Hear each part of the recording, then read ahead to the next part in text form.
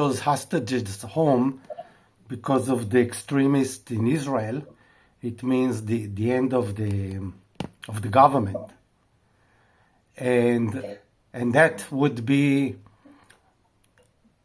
a double success, more than a double success. Oh, yeah, interesting times, I think, is what you call it. So, what did you think of the latest Google link I sent you? Was all that to your satisfaction? Yeah, well, actually, there was moving. Well, just a moment. It was about moving the explanation to the very beginning, right? Yep. And changing your diary pages. Oh yeah, that I saw it, and it's really great. Already looking far better. So and then I added the back cover to the end. Were you happy with that? Let me see, because I don't remember. It was.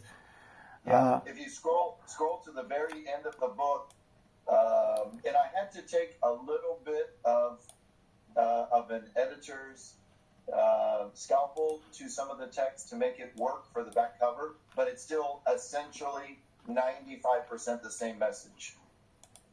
I just had to remove a few adjectives and create some stronger verbs.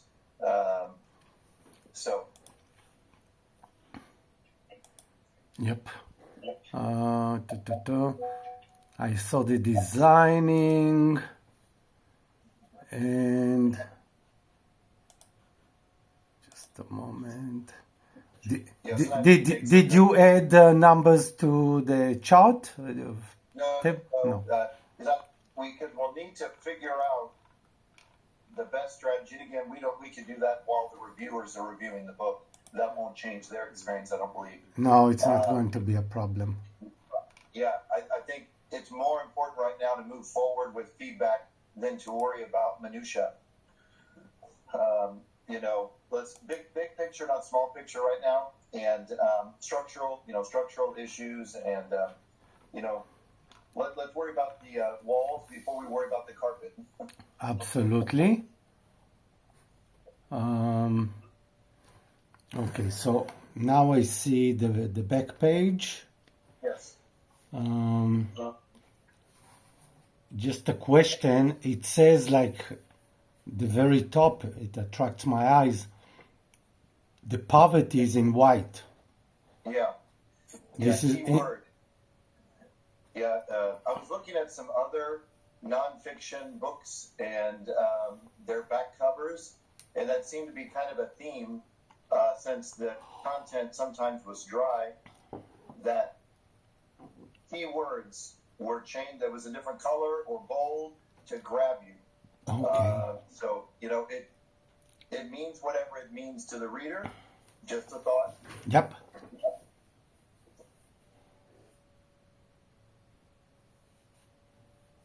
Also, if you're interested, since the cover can be full color, if you wanted an actual photo of yourself on the back of the book, you could have that. If you wanted in full color, we would have to delete some text because right now there's no room.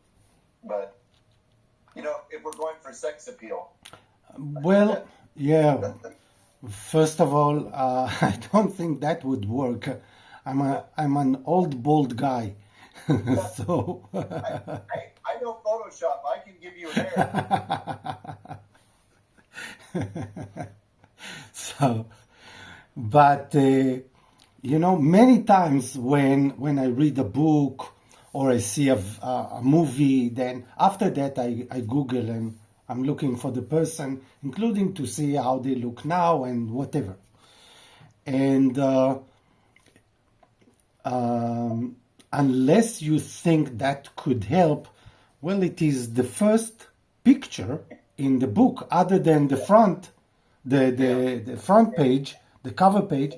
It is me, and I think also there are pictures of me later. So I think it's more than enough, and since I'm not Brooke Shields or someone like this, so if I close my eyes and turn around, you very much look like Brooke Shields.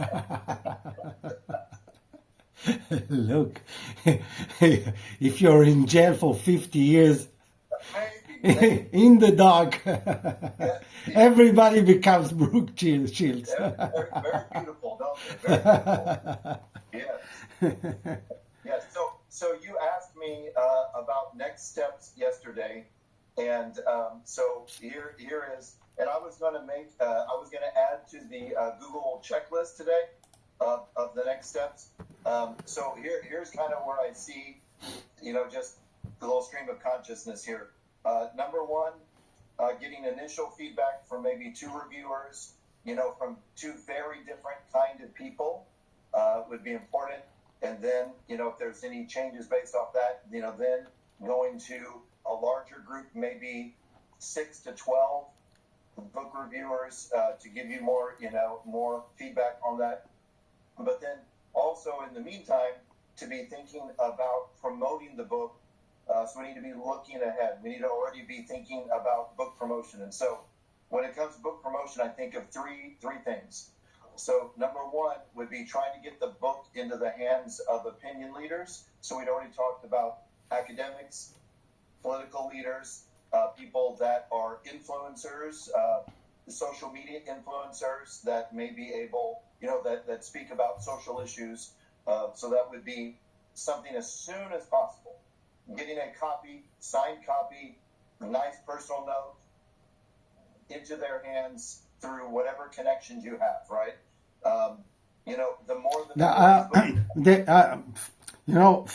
just first of all, I agree and I accept. What we should also do once we say this, okay, so when we say this is one of the paths, we should also say, name those people, yes, target them, yes, and then try to get to them. Right? Yes, yeah, that's going to be where you have to work. Some of your connections, whether in government, in the kibbutz community, within academia, within BioFeed and Dream Valley, your connections, to work those connections to try to get those things. Also, too, as often as you can hand deliver a book rather than ship a book, sure, is better. But again, we need to target names. So, just for example, I can get it to the head of the kibbutz movement, okay, the CEO of the kibbutz movement. I can get it to him in hand. But if we want it, of course, right? If we want it, but we should target. This is what I'm saying. We should target. We should have names. I have no clue about his excitement of such type of work. I have no clue about his English, about how much he loves reading. I don't know. I know him. I know 30 minutes I can get to him. Okay? Yeah. So what I will do is I will create a list of categories that I believe would be effective, but it would be up to you to determine who those individuals would be. Maybe we should also ask ChatGPT. Really? It is. I mean, I don't know those guys. And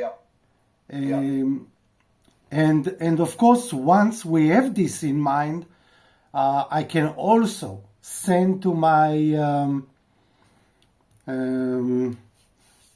contacts and even through LinkedIn and ask to connect me with this and that. But first, I must have a list of people. Yes. Oh yeah. So we will. I'm just thinking right now. Yes. Strategy, not detail. Okay. So secondly, what?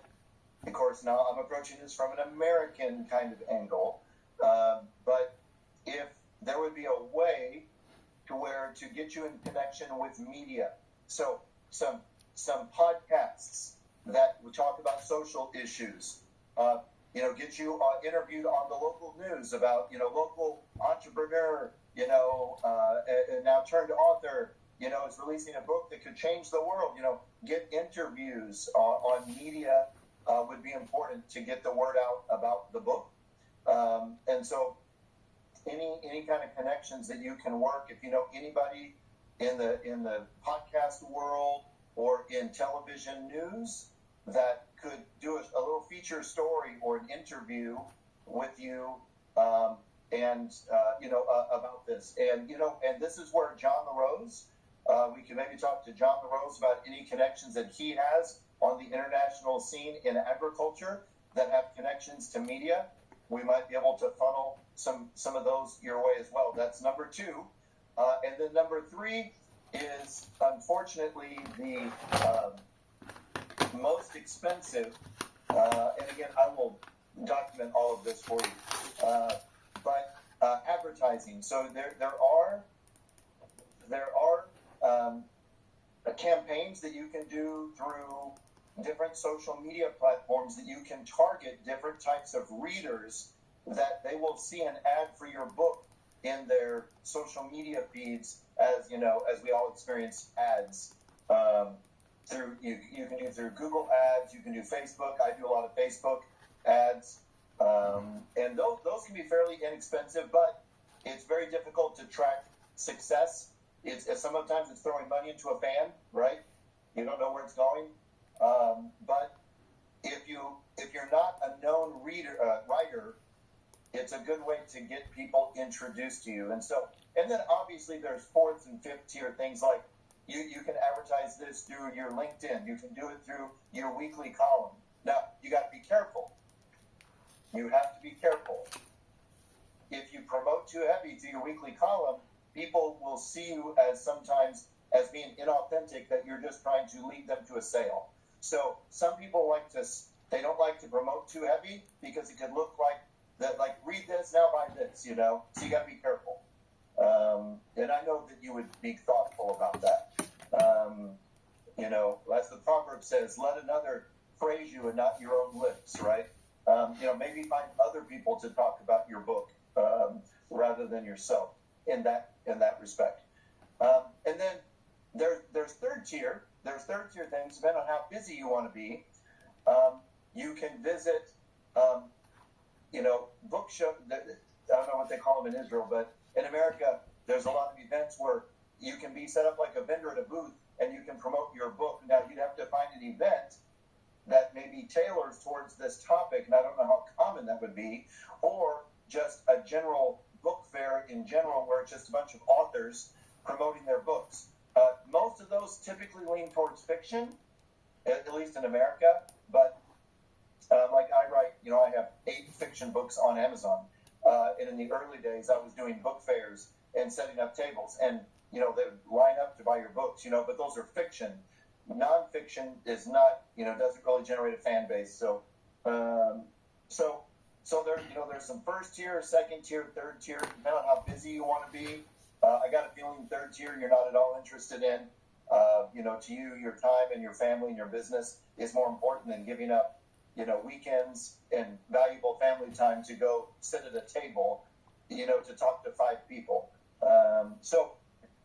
But my feelings would be, number one, to create the list of people that we want to get this book into their hands, and as often as possible, personally get it into their hands. It makes a difference. Number 2, we need media. We need to get you on podcasts, television, interviews, articles, written articles, whatever. And then third tier, we can look at allocating money towards social media, advertising, and Google ads. And the sky is the limit. You can spend $100 or you can spend $100,000. You can literally spend to the dollar on social media advertising what you want. You can say, I want to spend $31. That's all they will use. So that's totally up to you at that point. Because of budget issues, right now, media is not relevant. We are left with handing books to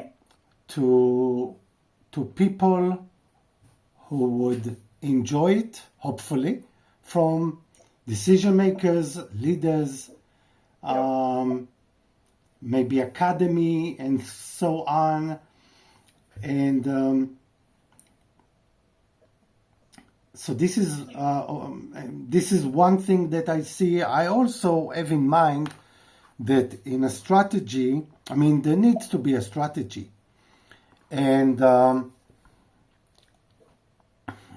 since I can't do, even to contact with people, it takes time, even if it is for free, okay? It takes your time, so it's never for free, nothing.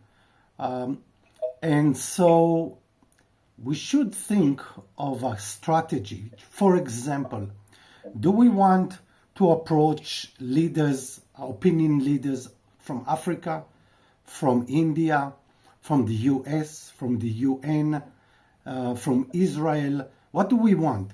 I mean, which is first? Assuming that I can't do all of them at once. And again, once we have a list, I can work by the list. But even the list needs to be rated. Which is first? Which is last? Yeah. When is the next conference? That conference that you helped start? That next year, March. So it's not relevant. It's not relevant. Yeah. Okay. Or if you're talking about efficiency, which I know that you love efficiency. Yes, you can target people one at a time, very expensive and very time consuming because you have to travel. But if there are events where those people are aggregated at a conference, aggregated because of a legislative whatever meeting, whatever, some kind of consortium, if you have access to those kind of meetings, those are more efficient, obviously, because you have multiple people at the same event and you can approach them. So that would be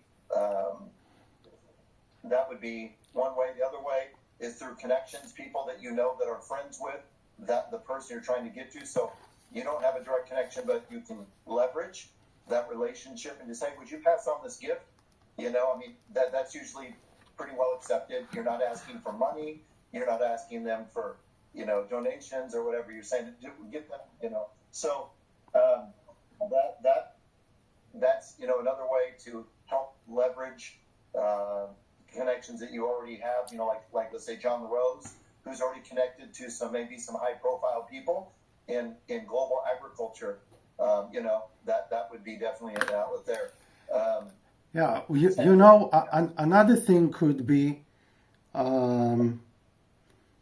I think I sent you, and if not, I can. Again, I asked my friend ChatGPT about marketing and rating it. And I didn't get ready for this conversation to be about marketing. But if I remember well, first of all, he did. He said, this is your first tier, second tier, and so on. So he was very clear about this. For example, if we get to professors, to social work, to agriculture, and so on in developing economies, that could work. If maybe even through my weekend columns, I can say, look guys, the book is out there, okay? And it is really, even to plant the seed, that this is made for students who study about economy, about agriculture, and to give a list. And if you plan to turn it into the course book, then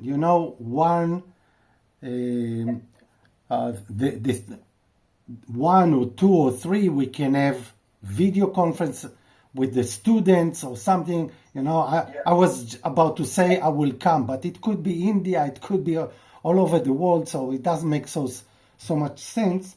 But I can devote some of the time. So something like this, something that would be valuable to them and not expensive to me, and I can give it. Okay, so these are the things that I'm thinking about. Also, handing books. Of course, I can do it in Israel, and this is quite obvious. But outside Israel, if it is either like sending this copy of a PDF or something, Google, or providing a link or a copy from Amazon, whichever. But I think that what we want is really to get the feedback of some of those people, writing a few lines, whether it's going to be on the back side of the book, or it's going to be on an internet site or promotions here and there. We need those sentences. Yes. So the way that would typically work is, after they've received the book, either a follow-up letter or a follow-up email, a month later, did you read the book? Do you enjoy the book? Would you be willing to offer a short recommendation or a sentence that could be used, and so, you got to give them time. This is, even now, when I give the book, I think that this is one of the things. Actually, I think I forgot looking for it, but I knew that I would love them to write something like this without explicitly asking for it. But if we know how to ask the right question, like, I don't know, again, ChatGPT probably can do a good job, but to ask them, can you summarize in 2 sentences or in a few sentences your feelings? So when we speak about feelings, when we speak about thoughts, when you speak about contribution, to social, anything which is not pointing to only to the brain, but more to the soul and to the feelings, I think. And even ask them, I don't remember if we have it. But if we think that those people who are now going to review the book, they can also help to market it simply because we help them to reflect what they felt. We help them to say, even to tell us, but by telling us, they will also tell themselves, who do you think should be the target audience? Who do you think? And for example, one of the audience that I didn't see ChatGPT writing, but I have it in mind, is kibbutz members. And that is because the kibbutz kibbutz members, they whatever they did, they simply followed those who preceded them. They never did analyze why this is such a huge success. They never. So just like in any company, if you don't understand the meaning of leadership, the meaning of value, the meaning of vision, and so on. So after sometimes, like in Apple, Steve Jobs was out, values were out, vision was out, and the company was also almost out. only with most professional management. So this is something that kibbutz members, they do miss. And I think that if any kibbutz, at least one person, we call it the secretary of the kibbutz, okay? So we have the person who is in charge of the finance, and we have the person who is in charge of the social aspects. So at least one in every kibbutz should buy it, should have it, at least one. Because it is telling the kibbutz, okay, look, these are the problems. This is what happened, and this is how you can fix it. Now, yeah, we were talking about Africa and this and that, but this is the analysis. This is why the kibbutz movement today is not as good, is not doing so well as it did 60 years ago. It's not because of technology or knowledge. No, it's because you need to go back to your roots. And roots is not going back to tents. It's going back to values, to vision, to mission, those things. And this is the statement. So this is, for example, I would love to see in every kibbutz at least one book. In every kibbutz. I would love, this, from my perspective, this book is about leadership, not less than others. It is talking about the communities, about the need for values that are very clear, for mission, for vision, all of those things every country needs. Every country, okay, today, what is going on today in Israel, what is going on today in America, is not because we don't have smart people. We do. It's because we don't focus on values. Again, I don't care what is your value. I don't care anything, but focus on your values. Have a vision, a big vision, not a vision to buy a car. A vision for the state, for the mission, for the nation, a big one. And this is something, if you think of going to the moon, which I use a lot, it needs to be mission impossible, like the movie. Yeah. Okay? Yeah. It must be. If it is possible, it's not a big vision. It's not inspiring. So, yeah, we're talking about farmers, we're talking about poverty, but it's the same. The fact that we have a few more dollars in the bank account doesn't make us less poor. In spirit.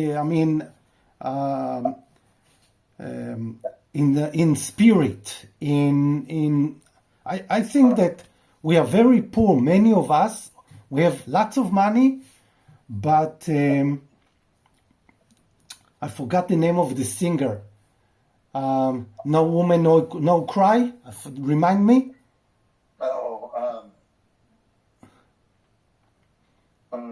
I forgot. Anyhow, I remember an interview with him, and he's a reggae singer, and he was asked, "Are you rich?" And he said, "Rich? You mean money in the bank?" So he said, "No, not money I don't have money in the bank, but I think I'm rich in other ways." So I think that the Western society is rich when it comes to money in the bank, but we became very poor because we forgot other things along the way, and that is not working to our benefit. And this is why I think such a book, which is talking about, other places far away, it's not about us. But for me, when I was writing it, it was always about now, about us now. Okay? Yeah. Not about the beginning of Zionism, or about the the Wright brothers 150 years ago and so on. No, it was all about us. It's not about. So this is when I think about leaders. So even when I think about those who want and see the importance of communities. And right now, today, I came back from a trip. I've met a guy. He said, my mission is to have the people of this community. It's a small community of about 1,500 families. Right? He said, we have lots of trees, including olive trees in the community. And those people, they have no connection with agriculture. They have no connection with the land. And I want to connect them to the land, to the roots, and through this also to history and other things. So this was really the goal. And he said, how am I going to do it? Well, if I help them to harvest the olives and then make press olives and have olive oil, and so on, that would make a community work, and they have something to share together, something to be proud, and of course working with the trees and so on. So I came there just because of the olive fly, but of course I found a lot of interest in his work because he was focused on community work. So in Israel we have actually, I forgot how it's called, I should look. It's a organization of people that lead community work in different places. Social community work. And so this kind of people, again, it's not agriculture. You can choose, but it's not. It doesn't have to be. It's about, look, if you want a community, which is very important for the success of a community, of a nation, of a country, of whatever you do, this is what you need to do. There are rules to it. So maybe okay. So I'm not sure that this is where it should. Maybe it should, maybe not. But maybe now when we give our readers and we can ask them to point to the target audience, who do they think? Now each is coming from a little bit different domain, some different thoughts, and maybe they will tell us also things that we don't think. Maybe they will open audience that I never thought about. Yeah. So to get that kind of feedback, so there basically are three ways to do that, I would think. So my recommendation would be to put a card in the back of the book or near the back of the book that tells them that or asks them that, and then has a QR code that they shoot with their phone, takes them to a form, they fill it out. Who are you? What do you think? Done, right? So you could, you could even put a QR code in the book itself for the general population. Just, what do you think about this book? And as soon as they get done reading it, and it just goes to a Google form, and that way you're just always getting updated. Where are you from in the world? What did you think? That's a wonderful. I love that idea, and This is the time to put it in, and already even with the reviewers already to have it there. It's wonderful. It's great. Absolutely, no reason not to have it. Yep, I'm updating right now the book checklist. I've already added a whole new section while we've been talking about book promotion and marketing, and I've already divided up responsibilities.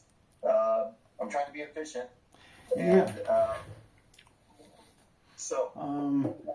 there is, I don't have it right here, but in I remember a book that I really love, and he says, I mean, first of all, he's not hiding that this is his business, and then at the end of the book, he provides details about how to contact regarding courses, regarding whatever, I don't know, all kind, a long list of whatever you want. So contact me here, or just email, contact me here to do this and that. So I think that the same in this case, we should add an email so anyone can contact. And okay, so you want to create, so one recommendation would be to create a website about the book. So whether, designtoprosper.com. Yes. And then they would send, questions or comments to, comments@designtoprosper.com. So utilize I'm sure you have local web designers that you use for Dream Valley or BioFeed. Ask them, once we get the book cover, everything, I can send them whatever files they want to design just a simple website. And then then once you set up a website, a domain, you can get unlimited email accounts. It could be Nimrod Israeli at designtoprosper.com. And then that's the one we would use. You don't want to use your personal because you'll get spam. Of course. Yeah. Of course. So create a dedicated. Do you have someone you work with in terms of web design? Not really. The last one I asked her. What? Israel has more web designers than anyone in the world. But I don't. Yeah. The last one I had, one of the members working is not working with me anymore, but I can ask him. Maybe he will do it. Yeah. It's very simple. Look, very, very simple. Catch-all email for comments and questions. Putting all this down. Put this at back of book. Okay. Yep. So I've got 1, 2, 3, 4, 5, 6, 7. I've already come up with 10 things on our promotion strategy. And Randy, Yeah. I thought that I had, and let me know how stupid you think it is from 1 to 2. So, and that is, if we give the book, and even after it is already available in the market, as we do now with reviewers, with editors, we give it to someone, again, to get his feedback as if it was an editor, he was or she was. And I'm not sure if that person looking at himself that he is an editor, that he can still provide feedbacks and this and that, which is, with Amazon, it is possible, because if it is something that is correct, we can change the script, the text, whatever we want. But do you think that could make the other person who is reviewing to look at it differently? One way, maybe I didn't explain it. One way is we have the book, and then we send a link, or we send the book to a person. This is one way. And he's getting something that from his point or her point of view is already completed, done.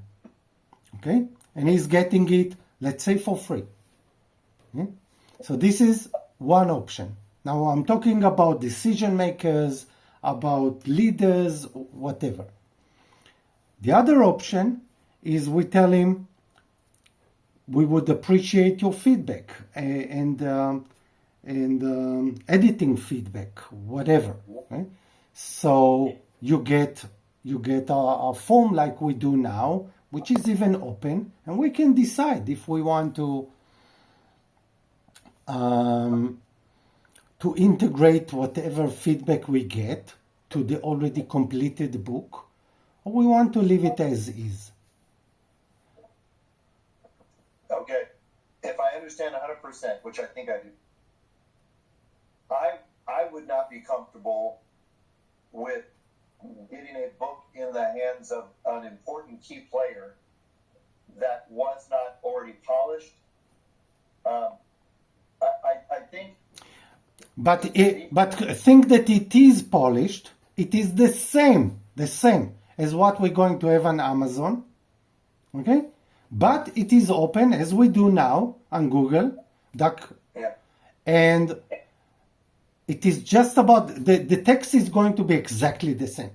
But it is about the experience of the person. If he's getting it as if he's reviewing it and now he's telling us whatever, or he's getting it and this is completed. Now you're the reviewer, whatever you think, but this is done.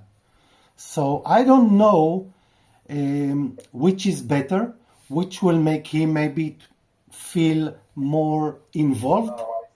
Okay? Yeah. In other words, if you include them in the earlier process, is that more likely to generate because they feel like that they're contributing? Yes. Yeah. The problem is, I'm sure a lot of these people that we're trying to target are already very busy people.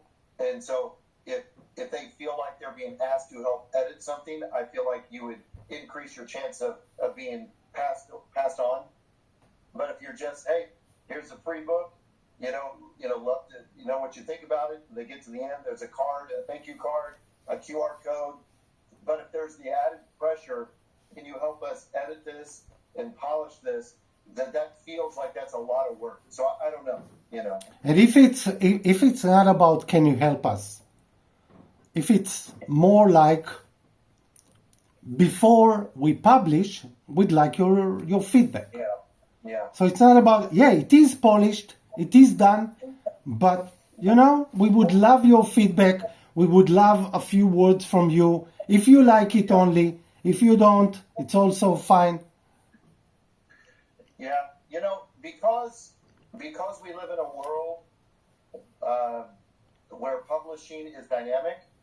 If you were to travel back 25 years ago, you would write a book and then you would print 200,000 copies, and then those would sit in a warehouse for the next 5 years, right? Nowadays, you write a book, put it on Amazon. If you don't like something, I can update the master file. Every new book printed is the new book, right? So I don't know about the line before we publish. I don't know how authentic that really is anymore, since everything is so dynamic. Everything can be republished. So even more. So let's say, again, that is exactly what I have in mind. Because, and that is my dilemma. Because we put the first draft on Amazon. It is there.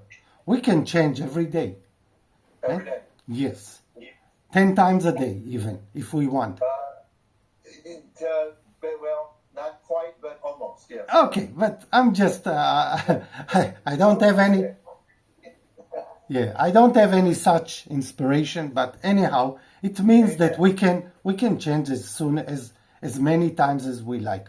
So even more, if we give it to someone, and this someone we really appreciate, and we really think that whatever they write, a reflection about something is really, well, you know what?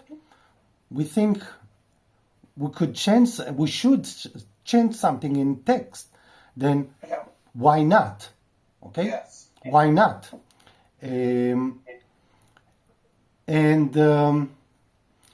And that is even more. So even after we have the first or the second version on Amazon, we can still ask for feedback. We can still change. And you can put all of these blurbs and feedback on the website. You can put it on your social media campaign. You could put at the beginning of the book, you could have 2 or 3 pages of recommendation, where people are giving you, Yes. at the very beginning of the book, whatever. So, and that could be dynamic. You could keep adding to that till it's 5 pages of recommendations at the beginning of the book, like you should read this book, So, yeah, that can all be very dynamic. And then, as time goes on and you get hopefully interviews and media, you can use that information, as you're being interviewed. You can talk about, this opinion leader, this political leader, this person in academia.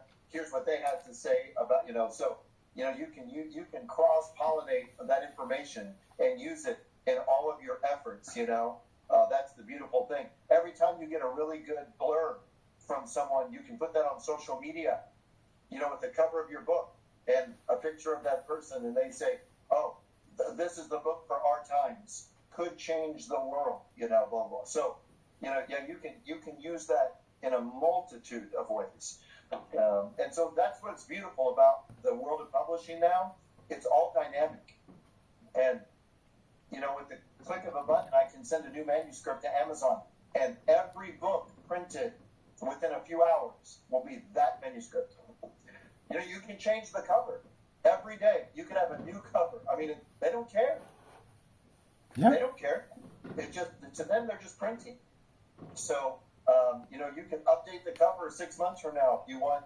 You can even change the cover for a special event that you're going to be at, and print 500 copies of that special cover to give away or sell at that event, and then go back to the other. I mean, you can do whatever you want. I mean, it's pretty cool. So, been doing this a long time. It's just printing and publishing now is so amazing. Oh, the other thing that we will have to do is you're going to need to come up with the name of a publishing company, because to get your ISBN number, you do not want it to be through Amazon. Amazon will give you what's called a free ISBN number, which is a kind of like a barcode for books worldwide. Amazon will give you one for free, but when they open the book will say published by Amazon, and you don't want that. It only will cost you less than $100 to have your own publishing imprint, is what it's called. So come out, Dream Valley Publishing, whatever you want, that's a great title. Whatever. Come up with something that might encompass more than just this book, obviously. And I can send you information about how to get your imprint, so that when Amazon prints, they will actually say published by Dream Valley Publishing. So it's simple. I need to put that down as something. I wonder how others are doing it in their. They just, again, it's so cheap. If Amazon will do it for free, but then your book is published by Amazon, if you don't like the way that looks, if you want it to seem more personal,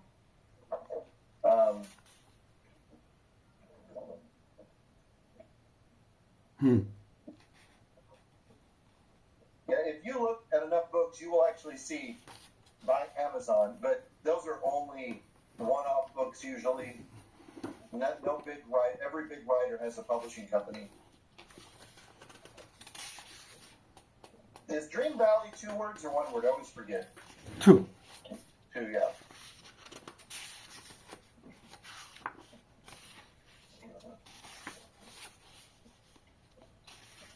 Yeah, that's going to have to be me.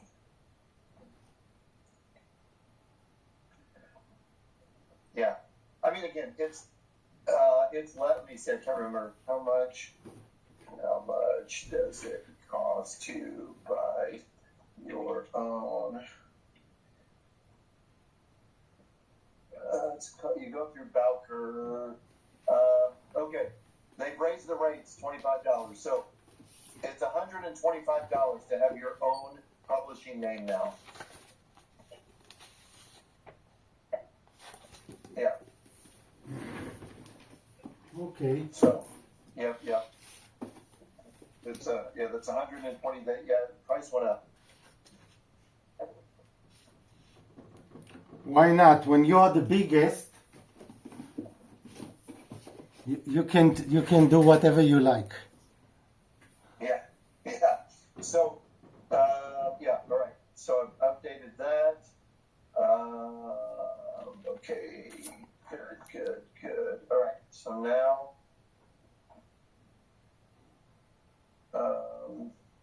okay. Why did it just do that? Oh, I hate when this Google Sheets can do some very weird things sometimes. It sometimes copies. Why? Why are you doing this?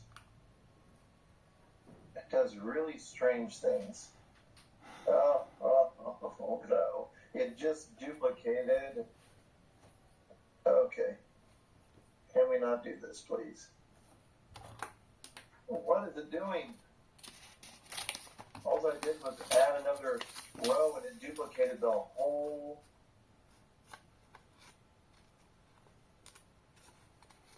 Wow. Okay, let's delete this row. No, it is not. All right, I'm going to have to figure out why Google Sheets is all of a sudden, just forgive me, it duplicated all the original stuff, half of it twice, and it won't let me delete. What is happening? Okay, I wonder, let me go back into it. Maybe that's not really there and it's just a bug. All right. Time is 9. Okay. All right, let's see if it's there again. It did become. What is happening? And it will not let me delete. Okay, you'll see it. It duplicated the checklist up to a certain point twice, and then half again. When I clicked one, this makes no. And the only thing it's like You don't have undo? Undo? Well, yeah, but I did a bunch of stuff before I realized that's what was going on. So what you can do, you can copy everything, then do undo, but you have it saved in copy, in the memory. Yeah, the problem is, this may be a glitch. It may be. What's weird is it will let me edit the latest table that I created. And maybe also refresh would do the trick. Yeah, I tried that already. Yeah, that's weird. Yeah. Could you go to the checklist Google Docs page and see if you're seeing what I'm seeing? Like, it will not let me. Wow.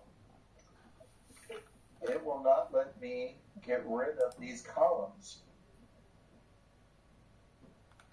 It's like it's locked. Unbelievable.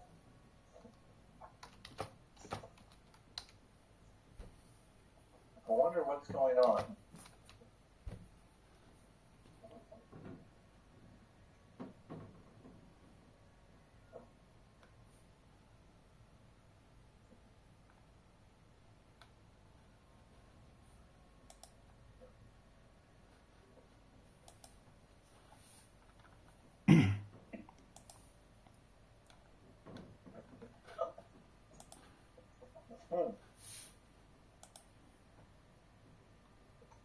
Oh man, it's like the table is duplicated. So whatever I change, what is happening?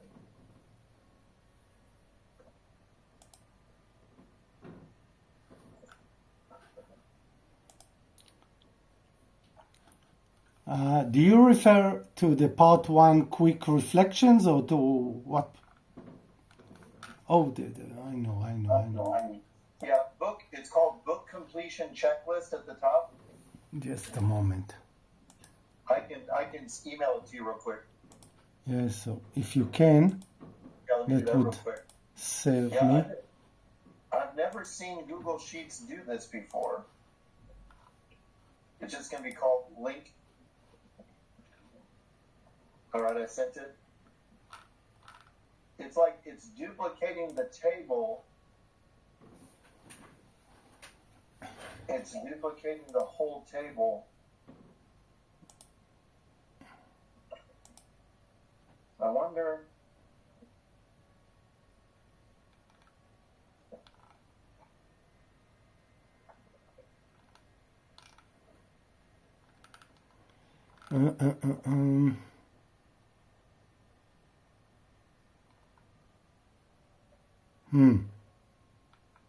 I see the same as you. I think that everything Yeah. is page number 1 and page number 2 are the same. Yeah, but I can't highlight. I can't highlight and delete the It's not. It's like it won't let me.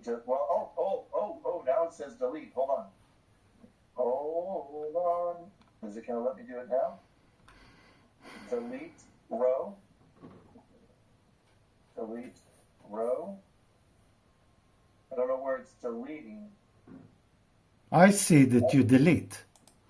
I can see the rows, the number of rows growing smaller. Okay. But it won't show me where my cursor is. So when I'm deleting, I don't know which row I'm on.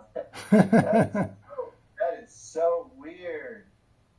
I've never seen Google Sheets do this. I see that now you're an optional preference, deleted 425. Yeah. Well, okay, there's that. So if I say delete row, okay.